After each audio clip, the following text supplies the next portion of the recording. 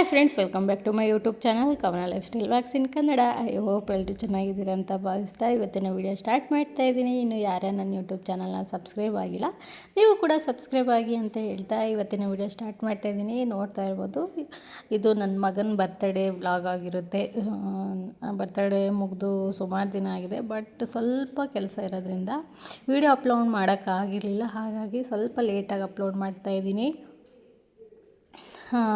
ಏನಪ್ಪ ಅಂದರೆ ಎಲ್ಲರೂ ರೆಡಿಯಾಗಿ ಮನೆಯಿಂದ ಹೊರಡ್ತಾ ಇದ್ದೀವಿ. ಅರ್ಜೆಂಟ್ ನಮ್ಮ ಹೆಣ್ಮಕ್ಳಿಗೆ ಎಷ್ಟು ಬೇಗ ರೆಡಿ ಆದ್ರೂ ಲಾಸ್ಟ್ ಮೂಮೆಂಟಲ್ಲಿ ಏನಾದರೂ ಒಂದು ಅವಸರ ಅರ್ಜೆಂಟ್ ಮಾಡ್ಕೊಂಡು ಹೋಗುವಂಥ ಪರಿಸ್ಥಿತಿ ಬಂದೇ ಬರುತ್ತೆ. ಹಾಗೆ ನಾನು ಕೂಡ ಎಷ್ಟು ನಿಧಾನವಾಗಿ ಬೆಳಗ್ಗೆಯಿಂದ ಎಷ್ಟು ಸಮಾಧಾನವಾಗಿ ಬೇಗ ರೆಡಿಯಾಗಿ ಹೊರಡಬೇಕು ಅಂದರೂ ಲಾಸ್ಟ್ ಟೈಮಲ್ಲಿ ಸ್ವಲ್ಪ ಅರ್ಜೆಂಟಾಗಿ ಗಡಿಬಿಡಿ ಆಗುತ್ತೆ. ಇದು ನನ್ನ ಫ್ರೆಂಡ್ ಪಾಪು, ಅವಳು ಮುಂದೆ ಹೋಗಿರೋದ್ರಿಂದ ಎಲ್ಲರ ಹತ್ರನೂ ಹೋಗ್ತಾನೆ, ಬಟ್ ಅವ್ರ ಹತ್ರ ಹೋಗಲ್ಲ, ಇವ್ರ ಹತ್ರ ಹೋಗಲ್ಲ ಅನ್ನಲ್ಲ. ಅವನಿಗೆ ಎತ್ಕೊಂಡ್ರೆ ಸಾಕು, ಒಟ್ಟಿನಲ್ಲಿ ಹಠ ಮಾಡಲ್ಲ ನನ್ನ ಫ್ರೆಂಡ್ ಪಾಪು. ಹಾಗೆಯೇ ನಮ್ಮ ಅಕ್ಕನೂ ರೆಡಿಯಾಗಿ ನಿಂತಿದ್ಲು. ನನ್ನ ಫ್ರೆಂಡ್ ಗಂಡ, ಆಮೇಲೆ ನನ್ನ ತಂಗಿ ಅವರೆಲ್ಲ ಬಂದಿದ್ದರು. ಸುಮಾರು ಜನ ಅಂದರೆ ಅಕ್ಕಪಕ್ಕದವರು ಒಂದು ಸ್ವಲ್ಪ ಜನ, ಹಾಗೆಯೇ ನಮ್ಮ ರಿಲೇಟಿವ್, ನನ್ನ ಫ್ರೆಂಡ್ಸು ಅಂತ ಸುಮಾರು ಒಂದು 10-12 ಜನ ಆಗಿದ್ದರು. ಪ್ರತಿ ವರ್ಷವೂ ಮನೇಲಿ ಮಾಡೋದ್ರಿಂದ ಏನಾಗ್ಬಿಡುತ್ತೆ ಅಂದರೆ ರಿಸ್ಕ್ ಜಾಸ್ತಿ. ಬೆಳಿಗ್ಗೆಯಿಂದ ಅದು ಸೆಲೆಬ್ರೇಷನ್ದು ಅದು ರೆಡಿ ಮಾಡು, ರೆಡಿ ಮಾಡು ಅಂತ ಅದ್ರ ಕಡೆನೇ ಗಮನ ಆಗ್ತಿತ್ತು. ಹಾಗಾಗಿ ನಮ್ಮ ಮನೇಲಿ ಆ ಥರ ತಲೆ ಕೆಡಿಸ್ಕೋಬೇಡ, ಪಾರ್ಟಿ ಹಾಲೇ ಇರುತ್ತಲ್ವ, ಅಲ್ಲೇ ಹೋಗಿ ಸೆಲೆಬ್ರೇಷನ್ ಮಾಡೋಣ ಅಂತ ಹೇಳಿದರು. ಎಲ್ಲ ಅರೇಂಜ್ ಮಾಡಿ ಹೊರಡ್ತಾ ಇದ್ದೀವಿ.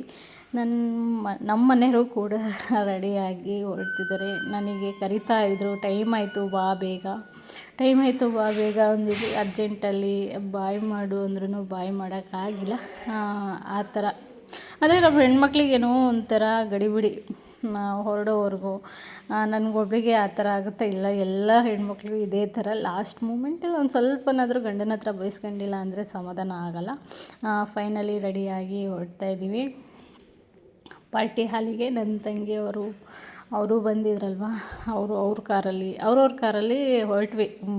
ಅದೇ ಸ್ವಲ್ಪ ಜನ ಅದರಲ್ಲಿ, ಸ್ವಲ್ಪ ಜನ ನಮ್ಮ ಕಾರಲ್ಲಿ, ಇನ್ನೊಂದು ಸ್ವಲ್ಪ ನಮ್ಮ ಅಣ್ಣನ ಕಾರಲ್ಲಿ, ಆ ಥರ ಹೊರಡ್ತಾ ದಾರಿಲಿ ಕೀರ್ತನ ಆಲ್ಮೋಸ್ಟ್ ಕೀರ್ತನ ಅಂದರೆ ಯಾರು ಅಂತ ಗೊತ್ತಿರುತ್ತೆ. ಸುಮಾರು ವೀಡಿಯೋದಲ್ಲೆಲ್ಲ ತೋರಿಸಿದ್ದೀನಿ ಕೀರ್ತನ ಯಾರು ಅಂತ. ನನ್ನ ಮಗನೂ ಸಿಂಪಲಾಗಿ ಈ ವರ್ಷ ಅವನ ಬರ್ತಡೇ ಸಿಂಪಲಾಗಿ ಮಾಡೋಣ ಅಂತ ನನಗೂ ಸಿಂಪಲಾಗಿ ಡ್ರೆಸ್ನ ವೇರ್ ಮಾಡಿಸಿದ್ದೆ. ಯಾಕಂದರೆ ಪ್ರತಿ ವರ್ಷವೂ ಕೋರ್ಟು ಟೈಪಲ್ಲಿ ಇಲ್ಲ, ಸ್ವಲ್ಪ ಗ್ರ್ಯಾಂಡ್ ಲುಕ್ ಕೊಡೋ ಡ್ರೆಸ್ಸನ್ನೇ ಅವನಿಗೆ ವೇರ್ ಮಾಡಿಸ್ತಾ ಇದ್ದೆ.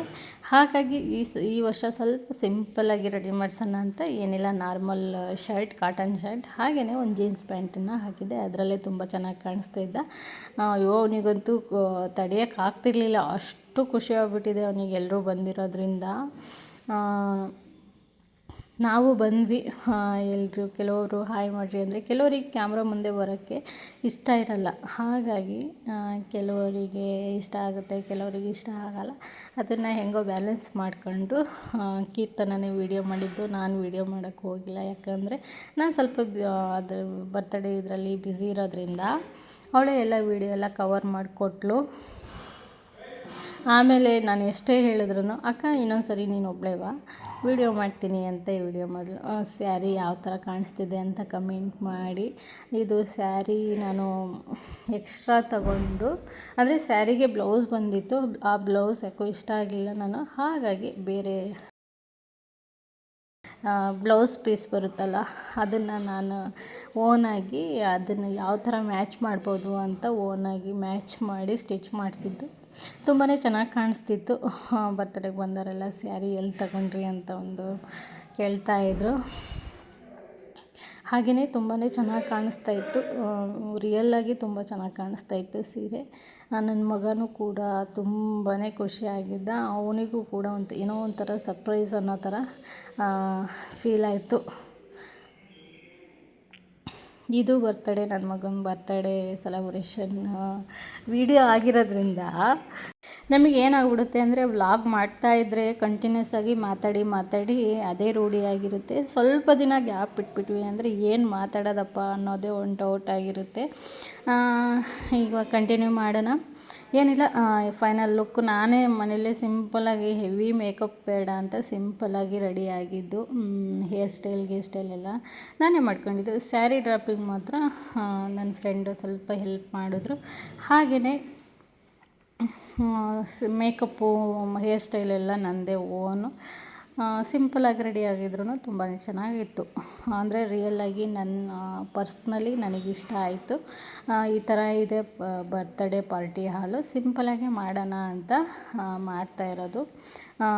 ನನಗನ್ಸೋ ಪ್ರಕಾರ ಇದೇ ಬೆಟರ್ ಅನಿಸುತ್ತೆ. ಯಾಕಂದರೆ ಮನೆಯಲ್ಲಿ ನಾವು ಅದು ಫುಲ್ಲು ಕ್ಲೀನ್ ಮಾಡಿಕೊಂಡು ಅದನ್ನು ಆರ್ಗನೈಸ್ ಮಾಡಿಕೊಂಡು ನಾವು ಕೇಕ್ ಕಟ್ ಮಾಡಿಸಿ ಬಂದರಿಗೆ ವಿಚಾರಿಸ್ಕೊಳ್ಳೋ ಅಷ್ಟರಲ್ಲೇ ಸುಸ್ತಾಗ್ಬಿಡುತ್ತೆ.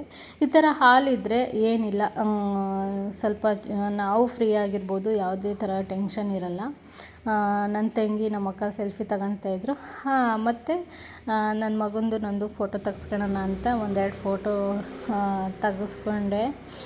ಹಾಗೆಯೇ ಅವನು ನಿಲ್ಲಲ್ಲ, ಒಂದು ಕಡೆ ಕೂತಿದ್ದ ಜಾಗದಲ್ಲಿ ಕೂರಲ್ಲ, ನಿಂತಿದ್ದ ಕಡೆ ಒಂದು ಕಡೆ ನಿಲ್ಲಲ್ಲ. ನಾನು ಲಾಸ್ಟಲ್ಲಿ ಈ ಫೋಟೋಸ್ನ ಆ್ಯಡ್ ಮಾಡ್ತೀನಿ ಯಾವ ಥರ ಬಂದಿತ್ತು ಅಂತ. ಇದು ಬರ್ತ್ಡೇ ಆಗಿ ಸುಮಾರು ದಿನ ಆಗಿದೆ, ನಾನು ಫಸ್ಟಿಗೆ ಹೇಳ್ದಂಗೆ. ಬಟ್ ನಾನು ಊರಿಗೆ ಅಲ್ಲಿ ಇಲ್ಲಿ ಸ್ವಲ್ಪ ಹೋಗಿರೋದ್ರಿಂದ ಎಡಿಟ್ ಮಾಡಿ ಹಾಕೋಕ್ಕಾಗಿರಲಿಲ್ಲ. ಹಾಗಾಗಿ ಇವಾಗ ಹಾಕ್ತಾಯಿದ್ದೀನಿ. ನನ್ನ ಫ್ರೆಂಡು ನನ್ನ ಫೋಟೋಸ್ ಇದು ಮಾಡ್ತಿರೋದ್ರಿಂದ ಹೇರ್ಸ್ ಈ ಥರ ಮಾಡ್ಕೊ ಅಂತ ಹೇಳ್ತಾಯಿದ್ಲು. ಹಾಗೆಯೇ ಇಲ್ಲಿ ನೋಡಿ, ಮತ್ತು ಹೇರು ನಾನು ಫುಲ್ಲು ಹೇರ್ ಬಿಡೋದು ಬೇಡ, ಈ ಥರ ಜಿಗ್ಜಾಗ್ ಮಾಡಿದ್ರೆ ಚೆನ್ನಾಗಿ ಕಾಣಿಸುತ್ತೆ ಅಂತ ನನ್ನ ಫ್ರೆಂಡ್ ಜಿಗ್ಜಾಗ್ ಮಾಡಿದ್ಲು. ಅದು ಕೆಲವರು ಹೇರ್ ಕಟ್ ಮಾಡಿಸ್ಬಿಟ್ಟಿದ್ದೀರಾ ನೀವು ಅಂತ ಕೇಳ್ತಾಯಿದ್ರು. ಇಲ್ಲ, ಆ ಥರನೇ ಅದು ಜಿಗ್ಜಾಗ್ ಮಾಡಿರೋದ್ರಿಂದ ಆ ಥರ ಕಾಣಿಸ್ತಾ ಇದೆ. ಸ್ಲಿಪ್ಪರು ಪದೇ ಪದೇ ಅದು ಬೆಲ್ಟು ಬಿಚ್ಕೊಳ್ತಾಯಿತ್ತು, ಹಾಗಾಗಿ ಬೆಲ್ಟ್ ಹಾಕ್ಕೊಳ್ತಾ ಇದ್ದೆ.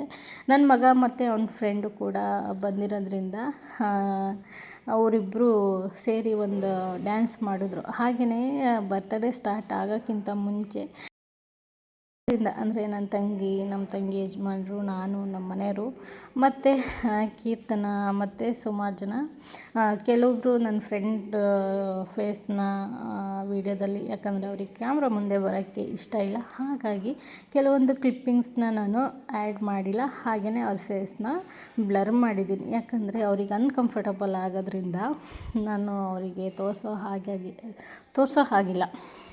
ಅದಕ್ಕಾಗಿ ಅವ್ರ ಫೇಸ್ನ ಬ್ಲರ್ ಮಾಡಿದ್ದೀನಿ. ಫಸ್ಟು ಡ್ಯಾನ್ಸು ಅದು ಇದು ಅಂತ ಸ್ಟಾರ್ಟ್ ಮಾಡಿದ್ವಿ.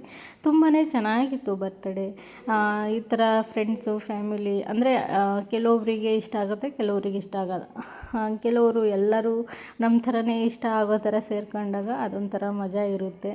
ಏನಾದರೂ ಫಂಕ್ಷನ್ಗಳಲ್ಲಿ ಈ ಥರ ನಾವು ಪಾರ್ಟಿ ಅಂದರೆ ಡ್ಯಾನ್ಸು ಆ ಥರ ಎಲ್ಲ ಸ್ವಲ್ಪ ಸ್ಟಾರ್ಟಿಂಗಲ್ಲಿ ಡ್ಯಾನ್ಸು ಅದು ಇದು ಅಂತ ನಾವು ಸ್ವಲ್ಪ ಸ್ಟಾರ್ಟ್ ಮಾಡಿದಾಗ ಅದು ಬರ್ತ್ಡೇದು ವೈಬೇ ಚೇಂಜ್ ಆಗುತ್ತೆ. ಅಂದರೆ ಆ ಪಾರ್ಟಿದು ಆಗಲಿ ಫಂಕ್ಷನ್ದಾಗಲಿ ಆ ವೈಬೇ ಚೇಂಜ್ ಆಗಿಬಿಡುತ್ತೆ. ಹಾಗಾಗಿ ಫಸ್ಟು ಕೀರ್ತನೆಯಿಂದನೇ ಸ್ಟಾರ್ಟ್ ಮಾಡೋಣ ಅಂತ ಕೀರ್ತನೆಯಿಂದನೇ ಡ್ಯಾನ್ಸ್ ಮಾಡಿಸ್ಲಿಕ್ಕೆ ಸ್ಟಾರ್ಟ್ ಮಾಡಿದ್ವಿ. ಮತ್ತು ಅವಳು ಚೆನ್ನಾಗಿ ಮಾಡ್ತಾಳೆ ಡ್ಯಾನ್ಸು ಅಂತ. ಇಲ್ಲಿ ಕಾಪಿರೈಟ್ ಬಂದುಬಿಡುತ್ತೆ.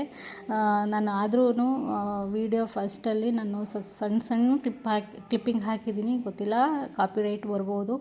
ಹಾಗಾಗಿ ಮ್ಯೂಟ್ ಮಾಡಿ ನಾನು ಇಲ್ಲಿ ಬರೀ ಡ್ಯಾನ್ಸನ್ನು ಹಾಕಿದ್ದೀನಿ, ಆಡಿಯೋನ ಹಾಕಿಲ್ಲ, ಅಂದರೆ ಸಾಂಗ್ನ ಹಾಕಿಲ್ಲ.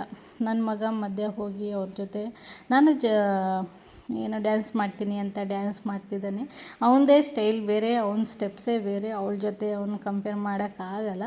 ಇನ್ನು ಸಣ್ಣವನಲ್ಲ, ಹಾಗಾಗಿ ಡ್ಯಾನ್ಸ್ ಮಾಡ್ತಿದ್ದಾರೆ. ಹಾಗೆಯೇ ಅವಳು ಒಂದೆರಡು ಹಾಡಿಗೆ ಡ್ಯಾನ್ಸ್ ಮಾಡಿದ್ಲು, ಅದೇ ಮಸ್ತು ಮಲೈಕಾ ಹಾಡಿಗೆ.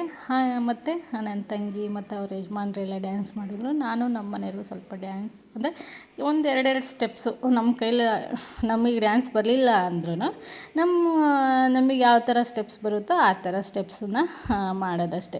ಇವಾಗ ನಾನು ನೆಕ್ಸ್ಟ್ ಬೇಡ ಅಂದ್ರೂ ಬಿಡಲಿಲ್ಲ, ಎಲ್ಲರ ಹತ್ರನೂ ಮಾಡಿಸ್ತೀರಾ, ನೀವೇ ಮಾಡಲಿಲ್ಲ ಡ್ಯಾನ್ಸು ಅಂತ.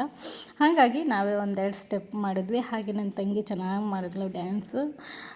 ಅದೇ ನಾನಂತೆ ನೀನಂತೆ ಆ ಹಾಡಿಗೆ ಅವರು ಡ್ಯಾನ್ಸ್ ಮಾಡಿದ್ದು ಚೆನ್ನಾಗಿ ಮಾಡಿದ್ಲು ಅವಳು.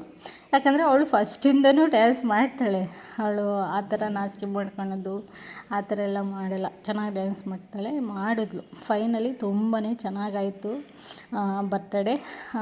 ಮತ್ತು ನನ್ನ ಫ್ರೆಂಡ್ ಅದೇ ಸಣ್ಣ ಪಾಪು ಇದೆಯಲ್ಲ, ಅವರೇನೋ ಡ್ಯಾನ್ಸ್ ಮಾಡಲಿಲ್ಲ, ಡ್ಯಾನ್ಸ್ ಮಾಡೋಕ್ಕೆ ಕರೆದ್ವಿ, ಬಟ್ ಅವ್ರು ಬರಲಿಲ್ಲ.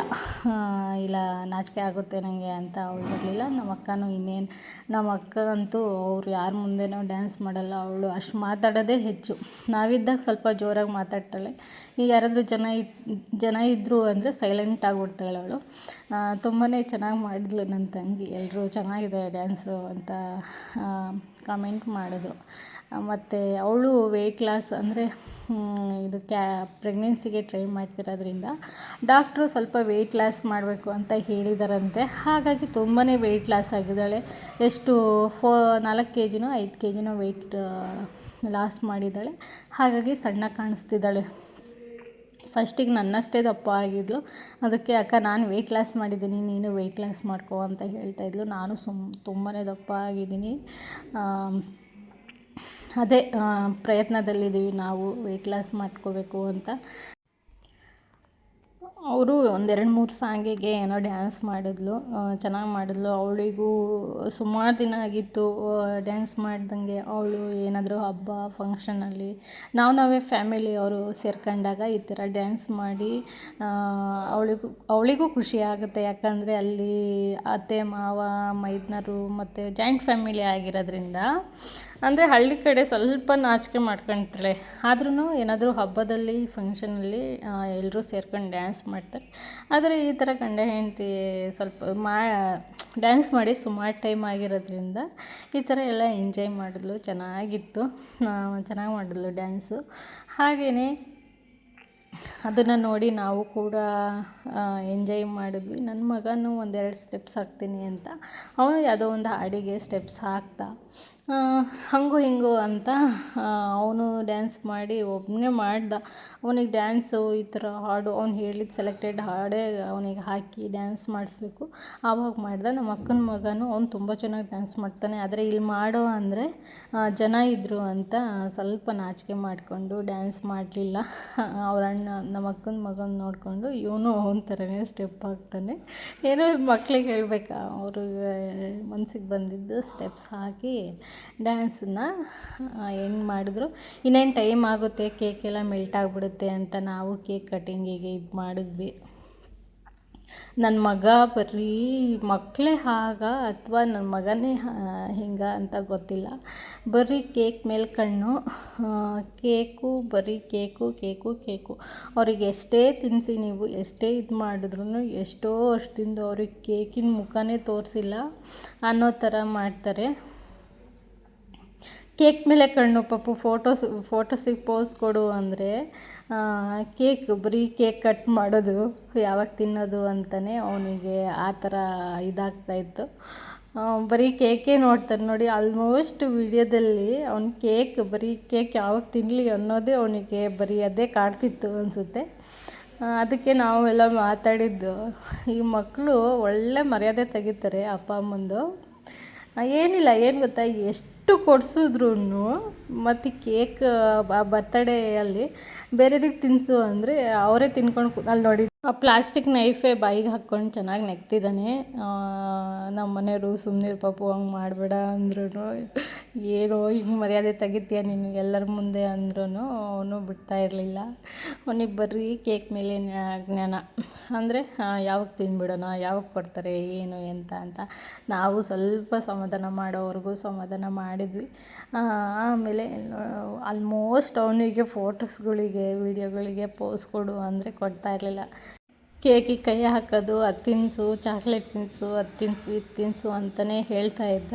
ನಮ್ಮ ಮನೆಯವರಿಗೆ ಅವರು ಪಾಪ ಆ ಕಡೆ ಒಂದು ಕಡೆ ಸಿಟ್ಟು ಬರ್ತಾಯಿದೆ, ಒಂದು ಕಡೆ ನಗು ಬರ್ತಾಯಿದೆ. ಈ ಮಕ್ಕಳು ಕತೆ ಒಂದೊಂದಲ್ಲ, ಒಳ್ಳೆ ಮರ್ಯಾದೆ ತೆಗಿತಾರೆ ನಮಗೆ ಫಂಕ್ಷನ್ಗಳಲ್ಲಿ ಅಂತ ಎಲ್ಲರೂ ಮಾತಾಡಿಕೊಂಡು. ಆ್ಯಸ್ ವೆಲ್ ಪೇರೆಂಟ್ಸಿಗೆ ಗೊತ್ತಿರುತ್ತೆ ಅವ್ರ ಮಕ್ಕಳು ಏನು ಅಂತ. ಮನೇಲಿ ಎಷ್ಟೇ ಕೊಡಿಸಿದ್ರು ಮತ್ತು ಎಷ್ಟೇ ತಿನ್ನೋಕೆ ಕೊಟ್ಟರು ಅವ್ರು ಕಂಡೋರ ಮನೆಗೆ ಹೋದಾಗ, ಇಲ್ಲ ನಾವು ಬೇರೆಯವ್ರ ಮನೆ ಏನಾದರೂ ಫಂಕ್ಷನಿಗೆ ಹೋದಾಗಲೇ ಅವರು ನಮ್ಮ ಮರ್ಯಾದೆನ ತೆಗೆಯೋದು. ಅಂದರೆ ತಿಂದೇ ಇರೋ ಥರ ಮತ್ತು ಅಲ್ಲಿ ಹೋದಾಗ ನಾನು ತಿಂದ್ಬಿಡ್ತೀನಿ ಅನ್ನೋ ಥರ ಆ್ಯಕ್ಟ್ ಮಾಡೋದು, ಅದು ಸರ್ವೇ ಸಾಮಾನ್ಯ. ನನ್ನ ಫ್ರೆಂಡು ಮಗನೂ ಅವನು ಅಂದರೆ ನನ್ನ ಮಗ ಇದ್ದಾನಲ್ಲ ಅವನ ಫ್ರೆಂಡು ಕೂಡ ಗಿಫ್ಟ್ ಕೊಟ್ಟು ಒಬ್ಬೊಬ್ಬರೇ ಬಂದು ಫೋಟೋಸು ಕೇಕ್ ತಿನ್ನಿಸಿ ಹೋದರು. ನಮ್ಮ ಅಕ್ಕನ ಮಕ್ಕಳು ಕೂಡ ಅವರು ಬಂದು ಎಲ್ಲ ಮಾಡಿದ್ರು. ಇಷ್ಟ ಆಗಿತ್ತು ಬರ್ತಡೇ ವ್ಲಾಗು.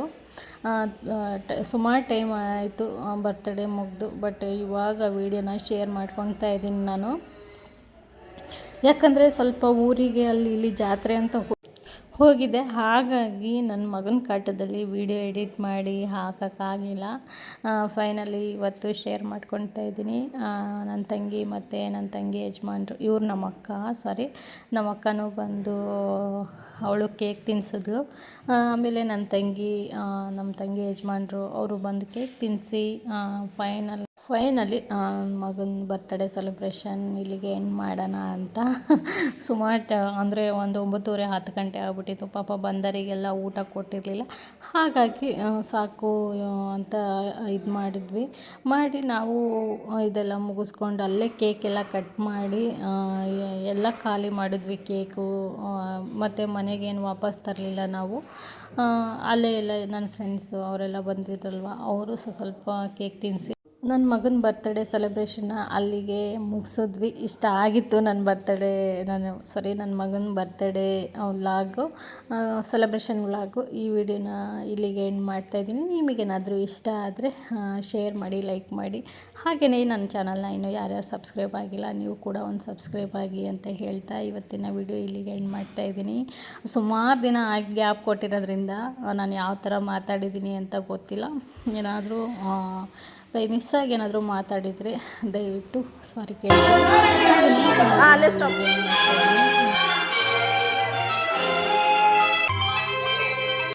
ನಮ್ಮಮ್ಮ ಒಬ್ಬರು ಮಿಸ್ ಆಗಿದ್ದಾರೆ, ಯಾಕಂದರೆ ಅವರಿಗೇನೋ ಅರ್ಜೆಂಟ್ ಕೆಲಸ ಇತ್ತು ಅಂತ ಬರೋಕ್ಕಾಗಲ್ಲ ಅಂತ ಅವ್ರು ಬರಲಿಲ್ಲ. ಹಾಗಾಗಿ ಅವರೊಬ್ಬರು ಮಿಸ್ ಆಗಿದ್ದಾರೆ. ಅದನ್ನು ಬಿಟ್ಟು ಮತ್ತೆ ಎಲ್ಲರೂ ಬಂದಿದ್ದರು, ತುಂಬಾ ಚೆನ್ನಾಗಾಯಿತು. ಫೋಟೋಸ್ಗಳನ್ನು ಆ್ಯಡ್ ಮಾಡಿದ್ದೀನಿ. ಹೇಗಿತ್ತು ವಿಡಿಯೋ ಮತ್ತು ಬರ್ತ್ಡೇ ಸೆಲೆಬ್ರೇಷನ್ ಅಂತ ಕಮೆಂಟ್ ಮಾಡಿ.